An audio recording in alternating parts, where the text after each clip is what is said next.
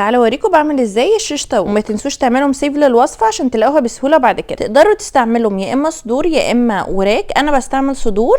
تقطعوها كيوبز بالشكل اللي انتوا شايفينه ده، ما تبقاش كبيره قوي ولا صغيره قوي، وتحطوها في بال، وتيجوا في الكبه تحطوا طماطم وبصل، ولو حبيتوا تحطوا فلفل اخضر حراق ممكن تحطوا شويه. تضربوا بقى الخضار ده كله مع بعضه كويس قوي، وبعدين تحطوه على الفراخ. هنزود بقى التوابل اللي هي ملح وفلفل وبهارات وتوم باودر وبابريكا وكركم وجنزبيل وزبادي واوريجانو وبقدونس ناشف ونص عصير ليمونه كبيره او ليمونه او ليمونتين صغيرين. تغطوا بقى الكلام ده وتحطوه في التلاجة ساعتين 3 على الاقل، يا اما ممكن تسيبوه اوفر نايت زي ما انا عملت. تكونوا بقى محضرين الاسياخ للشيش طاووق والبصل والفلفل الملون، وتبداوا تسيخوا الشيش طاووق بالشكل ده. تشووا بقى الشيش طاووق على نار متوسطه، سواء هتشووه على النار او في الفرن او في الاير فراير زي ما انا عملت، او على الشوايه، اي حاجه. النار تبقى متوسطه عشان تلحق تستوي من جوه وتفضل طريه قبل ما تستوي من بره عشان ما تنشفش. تقدروا تتبلوها وتشيلوها في الفريزر، هتنفعكم قوي في رمضان. جربوها بقى وجنبها توميه، وبالهنا والشفا.